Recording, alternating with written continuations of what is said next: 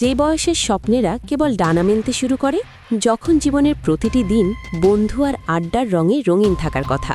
ঠিক সেই সময় ভিন্ন এক পথে হাঁটছেন এক স্প্যানিশ তরুণী। মাত্র ২০ বছর বয়সে তিনি নিজেকে গড়ে তুলছেন একটি দেশের ভবিষ্যৎ নেতৃত্বের জন্য।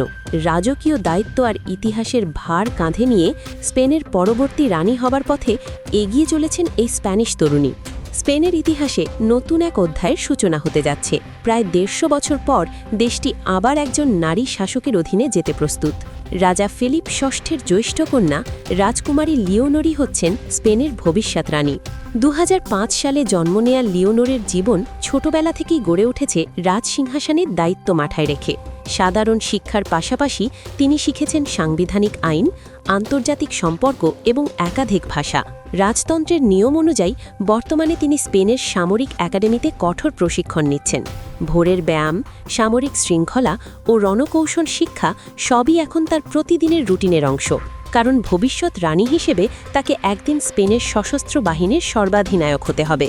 স্পেনের ইতিহাসে সর্বশেষ নারী শাসক ছিলেন রানী দ্বিতীয় ইজাবেলা, যিনি রাজত্ব করেছিলেন ১৯ শতকের দিকে। তবে এবারে দীর্ঘ সময় পর লিওনোর যখন সিংহাসনে বসবেন, তখন তিনি হবেন আধুনিক স্পেনের প্রথম নারী শাসক।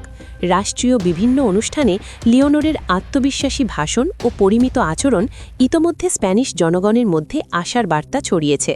গণতন্ত্র ও রাজতন্ত্রের সহাবস্থানে অভ্যস্ত স্পেনের জন্য এই তরুণী এখন ভবিষ্যৎ স্থিতিশীলতার প্রতীক।